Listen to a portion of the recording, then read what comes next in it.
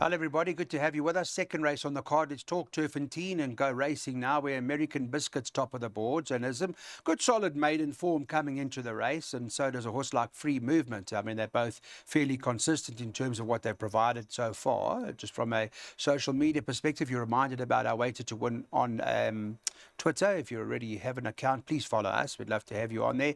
And also on our WhatsApp group, we do share information, and sometimes it can change and all that sort of stuff, because we know we record this on a Friday. But American Biscuit and Free Movement appear to be the two. They're dominating the markets on Friday. American Biscuit for Tyron Zaki was trading around 15 to 10, and Robbie Sage's horse 5 to 2. Daryl Marie's gone away. I think he's gone to see the wildlife, gone to see the elephants and the lions and the cheetahs. Very nice. He had a wonderful 2 weeks. He can afford to spend a good few nights there, I can tell you that much. And Darren Burrows, myself and Brandon Bailey, well, you know, we're back in Kyalami at work, Mr. Burrows. How are you? I'm fine, and you, Clyde? Good. What's the story in the second? I am leaning towards Free Movement. Now, this horse was staying on really nicely behind Sharapova last time out, and I think Sharapova is quite a decent filly. This horse looks to be a stayer, and I like the fact that he's stepping up to a mile on the stand side track. I did put a cross against his draw, a 12 draw. I'm not sure if they're going to tuck him in well off the pace. The obvious danger is American Biscuit. He's never finished far off in his 3 starts to date. And last time out, that form line could be a bit suspect. There's been 6 runners, no winners. Broadlands was one of the disappointing ones next time out. So I'm going 2 to beat 1. I did banker the 2 in my buy pot. Maybe well be good enough for that. Mr. Bailey, welcome to our studio. It's good to have you in here again, part of the Weighted to Win team, as you've always been. Going to the gym. Been going to gym, I see. Yeah, had plenty nice of time. And strong, eh?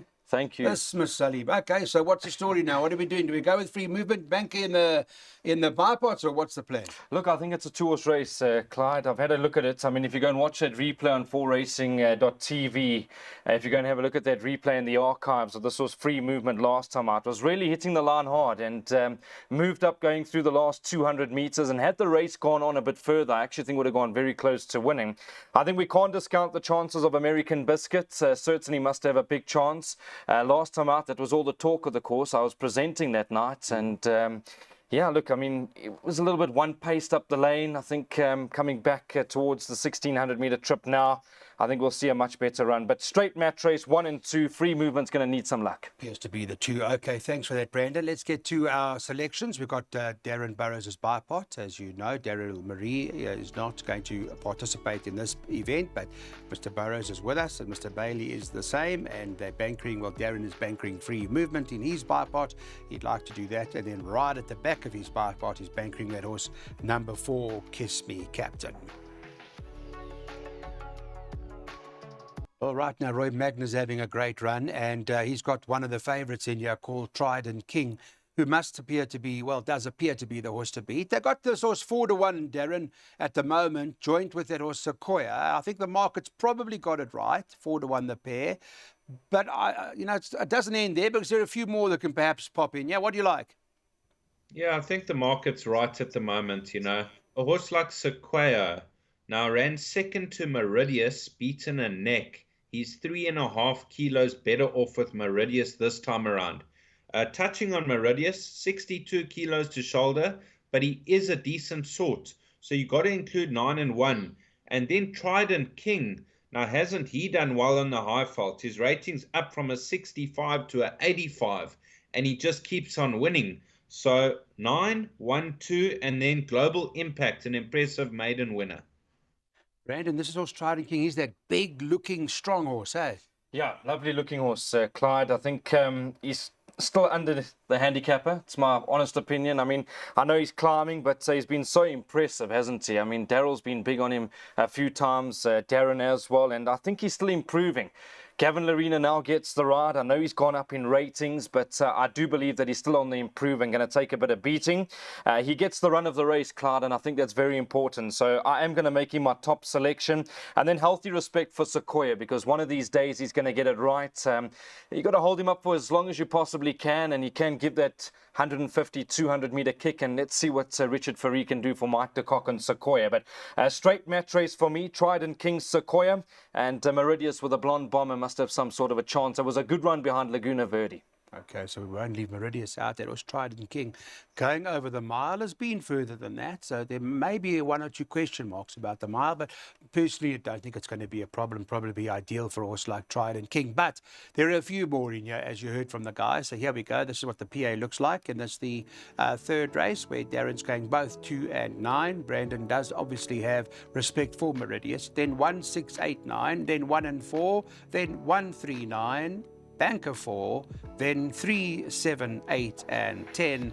And in the final leg of that place accumulator, we're going to be bankering number 2 on the card. Hopefully that runs a place for us, Kian the Conqueror. There are going to be a few in here with a chance a race like this. Is the pick 6 now, race number 4 in the card. Betting has got number 6, Wakanda, top of the boards at 28 to 10. Second choice, number 9, Strange Magic, 33 to 10. This is all Friday, but I think this is going to change quite a bit. 8, Peyton's Tears is 7 to 2. A horse like Captain Peg at 5 to 1 may be worth a little bit of a nibble. I think there are a few in here with chances. Darren, let's come to you. It's pick 6s. We need to crack one of these now, Mr. Burrows. What are we doing here? First leg. Yes, we are well overdue a decent pick 6 again. Clyde, I thought a very hard race. Captain Peg comes out of the Hawaii Stakes behind Under Your Spell. She's got 61 kilos to shoulder, but her class could carry her through. Wakanda's in form. She is the market leader currently. I think she's a big runner. I've got respect for the 2 bottom weights, Peyton's Tears and Strange Magic, with only 53 kilos. They can get involved. There are others, though. Yeah, there would be others. Maybe even a horse like Bold Act, I guess, might got to go into the play as well. Brandon, how do you see it? Field race, Clyde. Field. I think there's so many horses you can make a case for. I mean, this was Captain Peg. I'm not sure what's happened in its last few starts, but that acceleration doesn't seem to be there. She's got to bounce back. As they say, good horses can lose their form, but they never lose that ability.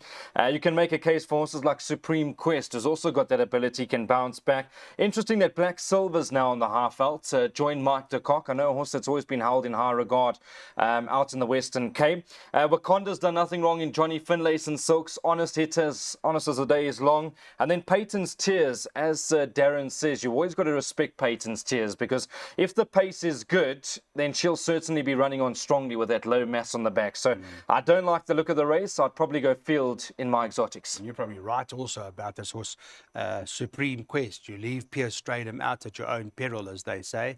When in doubt, you go Stratham. That's what they used to say. I'm sure it still applies. Here's pick 6s, guys. We want to have a look what we want to do. Where we're going in the first leg, 1, 3, 4, 6, 8, 9, with a whole lot of horses in the second leg, a whole lot of horses in the third leg. Then we're going to be bankering number 4. Well, Darren is keen on bankering the 4, Kiss Me Captain just now, field, and then banker at the back, that horse Kian the Conqueror. I think we're all waiting for that to run. Race number 5 on the card has run over 1,400 metres. They bet 4 to 1 the field here. 1 National Stars, top of the boards, 4 to 1. 6 to 1 about number 4, Golden Spoon. 7 to 1, number 6, Be In My Bonnet. And 8 to 1 about number 2, Winter Muse. And there's 8 to 1 about a few others. On Twitter, you'll get some info about the race as well as our WhatsApp group. This is one of the reasons why I think, Darren, you went field in the pick 6, yeah? 4 to 1 the field, am I right? No, I went quite a few runners, Clyde. Now, National Star, we landed that gamble. Daryl and I, we tipped it very strong last time out. First run out the maidens. And she did lose ground at the start. She caught up to the field and she won with a lot in hand. Now, she does step up slightly in class. I'm concerned that she's drawn 8 and that she's going to lose 2 lengths and she might be caught behind a wall of horses turning for home. If she jumps with them, she'll take a lot of beating. So it all depends on tactics. Winter Muse was an impressive maiden winner last time out. She is drawn out at 16, but the pace that she shows up the straight, we saw Samanga Kamalo for Joey Soma in the week from a wide draw, getting across into a good position. He might do the same on Winter Muse. Now, Golden Spoon is an interesting runner because she takes a drop in class, and Richard Foree for Mike de Kock. So I liked numbers 1, 2, and 4 for my shortlist. But I'm glad you reminded me about National Star, because this is the horse that Daryl Marie and yourself that you guys labelled. Remember, we were saying, Brandon, that, watch how it goes to the start, and there was sort of a change, I think. Can't remember what that change was exactly, but there was an outlook that all of a sudden National Star was the talk of the town, has won its last two. And I recall the boys saying that they think that she's going to get better and better as she goes now. So maybe she is the right horse here. Clyde, if memory serves me correct, we had a chat straight after races that day, and I think you were even astonished how quickly she turned it on, because at one stage she was caught behind a wall of horses, and all of a sudden when you look through the 400 and the 350, she had made up the ground. So I remember this filly always having the ability. I think it's just one of those cases taking a bit of time come to hand, and I think she's going to go on. I know she was given the 6 points for that last win, but I do certainly believe that she's going to go on from here, Clyde. I think she's a lovely filly. She moved down to the gates exceptionally well last time out, and I think she's going to go on from that sort of win. The two Winter Muse, it's interesting that Joey's run this horse from a wide draw, because if we wind back the clock a little bit, the last time he ran a horse from a wide draw was that horse Lady of Power. Yeah. And had the horse been drawn in a good spot, they would have been happy to take close to 12 to 10, 13 to 10, but because they're drawn out deep, all of a sudden you're getting 5, 6 to 1, and healthy respect for this horse, Winter Muse.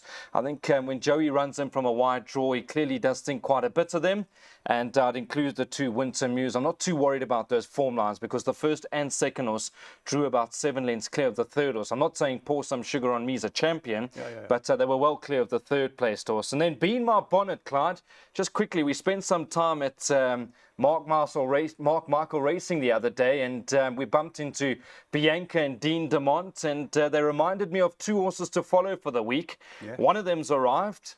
I know that this is a pre-recorded show. We're doing it Friday morning, but they did give us a winner that Diego rode the other day, Tulip Tree. Yes. And they told me, listen, come Saturday, Be in My Bonnet. That's the horse we need to watch for. So healthy respect for that as well. Must have a big chance, and the form lines worked out very nicely already, because that horse, I think it was Rattlebag, that came up the middle on the inside track and won full of run, one of the outsiders, but the Just Be Nice forms worked. Okay, so we'll pay definite respect into Be in My Bonnet. They look after Diego de Gavea. Let's take a look, of course, at what the choices are. It is a jackpot. There's a whole lot of horses involved here. That's pretty much the look and feel of how we see the race that's jackpot this afternoon from Darren's perspective in any event. And of course you can spend around 85 Rand if you wish and get 10% of that. Jacaranda handicap comes up next. That's what it is. It's a handicap. It's run over the 1800, and there's some fair horses that have been put together in a race like this, where number 1 Gilded Butterfly tops the boards at 4 to 1. 3 Clafouti are currently trading 9 to 2, with the 5 Tipsy Tarragon 9 to 2, and the 10 Queen of Shadows is 9 to 2. 2 Terra Time is 13 to 2, 7, 8 to 1 thereabouts. 9 Juliet Tango also 8, 10 to 1, and 11 Sister Light 10 to 1, but I don't think the 10 to 1 is going to last, to be quite honest. I think there's big value to be had about Sister Light in a race like this. Mr. Burrows, I'll hand over to you. Take us through the Jacaranda. Clyde, you got decent fillies in this race. Now, Gilded Butterfly, have a look at her 2 starts over 1,800 meters. She won the Yellowwood. She's had the 2 comeback runs. She's going to reach peak fitness. She's really got a stunning turn of foot, this horse, Gilded Butterfly. Clafouti. Now, how did she make up the ground last time out? She turned out into the straight stone last, and she flew on by the final 200. She's got to go in. Juliet Tango has found her best form of late. Good second in open company last time out. 53.5 kilos, ratings down. I think she's a big runner. So 1, 3, and 9 I've included.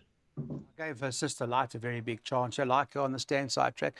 Not that she hasn't won on the inside. Like her over the 1,800 meters. Stables in solid form at the moment. And I think 10 to 1 is tremendous value about Sister Light. I think it's a massive runner and not to be left out of the play. Although there are, as Darren alluded to, there are a few. Yeah, Clyde, I'm not sure how to read into this race. Maybe you can help me over here, because if memory serves me correct, I mean, if we go back into the form lines, Cabello Mazzaniani has been riding Gilded Butterfly, and I see he's jumped ship and he's gone to ride Sister Light. I don't know if I'm reading too much into that, but I know he does do a bit of work, obviously, for both stables, Sean Terry as well as Stewie Pettigrew, and I see he's opted to go with Sister Light, so maybe you want to something. You should. And You saw it. Yeah, and then obviously a horse that I'm going to respect in a big way is Terror Time as well, Clyde. I don't think we can completely write this horse off. The 4-year-old Bay filly, Marco van Rensburg knows her really well. I'm not too concerned about the draw. He'll try and get over. She's normally quite quick into stride out the machine, so I do make Terror Time some sort of a runner. And then I think it'll be foolish of us to write off that win from Clafouti last time out. I know there was a lot of argy-bargy inside the last 100 metres, but she turned it on from last. She came from last and she really quickened up in good style. I don't think anything on that occasion was going to beat her. The further they were going, the further she was going to win by. So if Clafouti brings that run to the course, big runner. Big runner. Okay. So you've heard it from both guys. There are a handful of them in here, and a horse like Sister Light, we think 10 to 1 is good value, worth maybe a little each way. Here we go from Darren Burrows' perspective. There's a second jackpot, and he's loading, and of course we'll be depending right at the back on that horse we were talking about earlier that we think is going to be quite hard to beat today, called Kian the Conqueror. The Sycamore Sprint is grade 3. It's over 1160 metres, and a horse like Kiss Me Captain is top of the boards when we're just having a look at it. Number 4 on the card, trading at 4 to 1 at the moment on Friday. Second, number 7 on the card is Dance Till Daylight, trading at 13 to 2. 3 Cold Fact is 7 to 1. 1 Marigold Hotel 8 to 1 with the 14 Good Queen Bess, and 10 to 1 about Alula Star. But perhaps this horse of yours that you may like here, Darren, top of the boards for the Azzy stable, may well be the right horse. Clyde, I really like Kiss Me Captain. I liked her in a big way last time out. She had excuses in her only bad run, her penultimate start, when pulled out to last position. She put that run behind her. She won with a lot in hand last time out. She sliced through the field with a double handful and one going away. I'm glad she's drawn 8, because if she was drawn towards the inside, I wouldn't be as confident. But I always favor middle outside draws over the 1160 meter trip. So I'm having a small bet on Kiss Me Captain. If you're looking past her, I wouldn't ignore a horse like Miss Cool. This filly won the fillies nursery over the 1160. She's very good on her day, and she's drawn okay. A horse like Alula Star's not out of it. Dance Till Daylight. And a horse like Good Queen Bess at the bottom of the weights if she settles in running. Yeah, there will be a few. You're quite right. I think that the horse is the right horse in the race is Kiss Me Captain. Been off a couple of months. I mean, the last time we saw her win, Brandon, was when she won. What was it? The Swallow Stakes, right? But it's a sprint type race. They're sprinting horses, and the Azzies get them ready. Absolutely. Very well said, Clyde. Obviously, this sort of race, I'm with Darren. You want to be down the middle outside. It's just preference. I'm not saying there's any bias on the track, but you do ideally want to be middle outside at Turffontein. And you can make a case for many of them. I mean, this horse Kiss Me Captain was super impressive last time out. They've made no secret that they think quite a bit of Kiss Me Captain. And if the race works out, she could be very hard to beat. There is a bit of speed in the race. Cold Fact also likes to bowl along. So she'll probably go forward with Craig Zaki, drawn towards the outside. You've got Midnight Gem in the race, who also likes to go forward. We're still waiting for a jockey to be declared on that horse, Midnight Gem. So the guys will just have to keep their publications up to speed over there. Flower Bomb, in saying all of this, could be stalking the speed. We know that she wants an honest gallop, and if they are going hammer and tong up in front, certainly Flower Bomb could be poised to strike, Clyde, so I'd make a case for that one. There's so many. I mean, you can't really ignore the chances of Good Queen Bess either. Last time out, there was also Hard Luck Stories at a crucial part in the race, was trying to make a run and got balked late in the day. So Good Queen Bess can arrive in form. And then just my last one I want to talk about is Miss Cool, Clyde. I know that they've always thought quite a bit of Miss Cool, even when trained by Paul Peter. I certainly believe that Miss Cool has got any amount of ability, and interesting that they're dropping back back in trip now because she has been campaigning over the 1600, but I think she'll be effective. I really do think she'll be effective over the sprint trip. Interesting race. A lot hinges on the fact with Kiss Me Captain, but there are horses that'll be closing late. You're quite right. And a good Queen Bess was unlucky to the extent that she hesitated coming through the last 100 metres. If you haven't seen the rerun, go and have a look. You'll see what we're talking about over there. But I think we're all on the same page. There's no doubt the horse to beat here is Kiss Me Captain. Okay, what's the plan from a betting perspective? The weighted to win team? Well, Darren Burrows says, you know what, 4-1, he's having a go. 8th race, and Jacaranda Friday topped the boards at 3-1, number 3 on the card. 7 on the card is the second choice for the same stable. Johan Janssen van Vieren of Foster Nova is trading at 7-2, and 5-1 about number 9 Mini Coupe. I'm not sure about it. Don't like the race too much, to be honest. For me, anything possible in a race like this, Darren, but I know you would have had an extensive look at it, so give me your ideas. Clyde, Jacaranda a really nice horse. You know, the blinkers go on because he's dropping in trip just to give him that little bit more pace. And he could run well. His stable companion, Foster Nova, is a sprinter. They tried him over 14 twice. He ran unplaced. But have a look at his form over the 1160 and 1200. He beat Melek. He ran, where was it? He beat Corvette Captain a short head. He's only got 53.5 kilos to shoulder. He's got to have a say. Houston is an interesting runner. I've expected more from him, but the drop in trip could see him return to form. You've got to include Mini Coupe.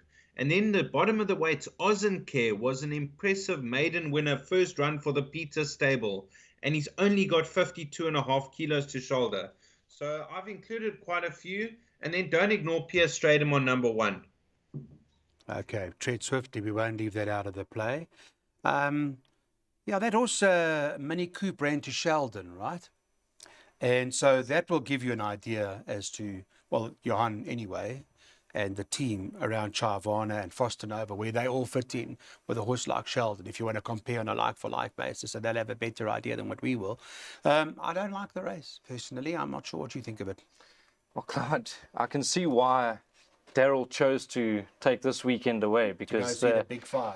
They found me where it just looks to be field. That's all right. It's a very open race, Clyde. Again, I don't want to sound like a stuck record, but I can't give the guys too much confidence over here. It's really an open race. Some of the horses that have got the form are drawn towards the inside, but if I had to go for a value play, and I'm not sure if I've lost my marbles, but I like a bit of Houston. Been waiting for this horse to get back to the sprint trip. He's always been a smart horse, Clyde. Cabello Mazzaniani gets the ride for Candice Dawson. Obviously well represented, with the other one being Mini Coupe in the race. But if this horse can just get run off its feet for 1 or 2 strides in the early parts of the race, I think he'll be doing his best work at the finish. I know they've made no secret that they think quite a bit of him. I think it's been a bit frustrating because if you go and watch some of his races, moves up going through the gears and just doesn't go and put the race to bed. So maybe they are going to look to try and get some cover with Houston over here, back up the straight. I mean, if you go back to that victory, it was over 1,200 meters. And yeah, I think Houston up the straight again could be very effective. So I like a bit of this one at 8-1. What it nicely found. Maybe that's back a better. Well, we know it well it won over the 1,200. What about this horse? Here's one for you that Richard Ferree's riding. What a Honey. And I'll tell you why, because I'm just having a quick look here. The reason I want to give it a bit of a go today, or give it a chance, is that it ran in the company, or run behind Belichica, where, of course, Big Burn ran second in the Gardenia, right, if you recall that race. But in there was a Lula Star came out and won, so did Ipiku came out and won, so did Agahid came out and won.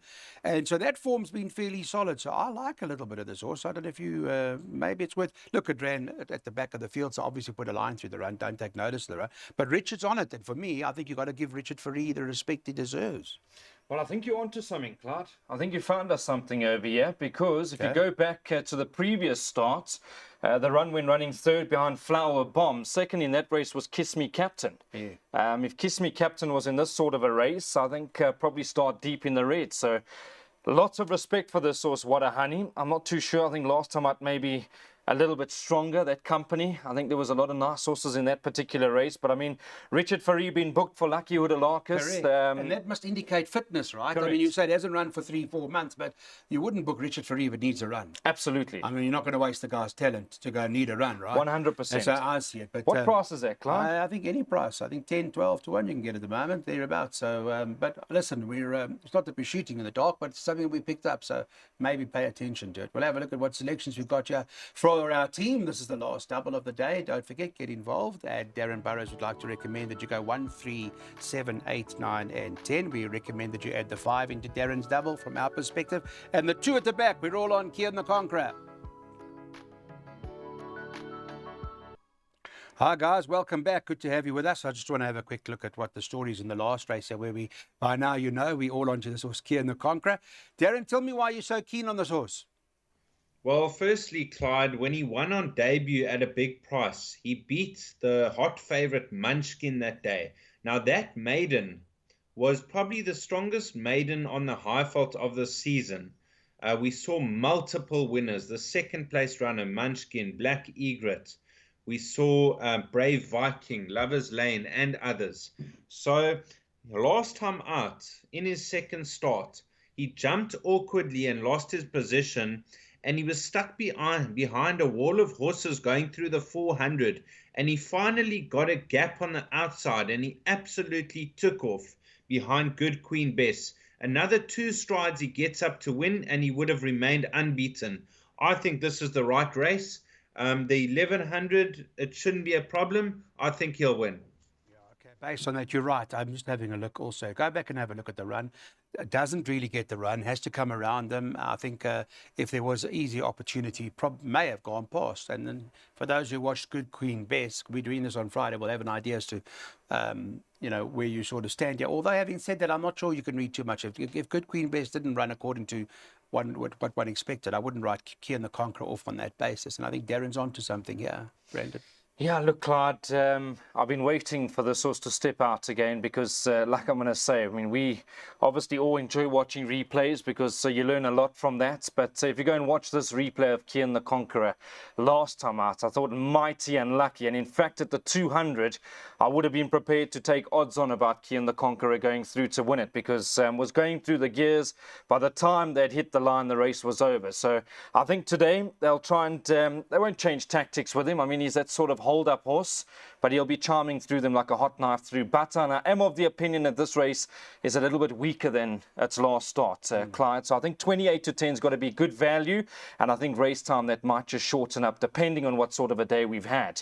And then one comment I do need to get from you quickly, Clyde, is time together, because I don't think we can continue or completely write this horse off, because I thought that was a cracking run first time out behind Melech. There's been a lot of nice horses in that race. Correct. And then last time out, even though you watched the race, it looks like it was heavy weather throughout the race because we all expected him to probably win a bit better. Yeah. But I see he did have the unkindest cut of all, has been gelded now, and the connections obviously love their racing, and I'm sure they've thought quite a bit of this. They do, and they're expecting the horse to go through and, run decently, a good sort of run, but they have the utmost respect for Kian the Conqueror because of that last start. Much stronger company than what Time Together has been in. And I think in time, you'll see Time Together probably get better over further. So, yes, must have a serious chance, but up against Kian the Conqueror. The thing is, none of the form lines have worked out in this race. If you have a look at the top 4 or 5 in the betting, the form lines are all dead. Now you've got to try. I'm talking about last run. For me, it's the last run, not the second and third last runs.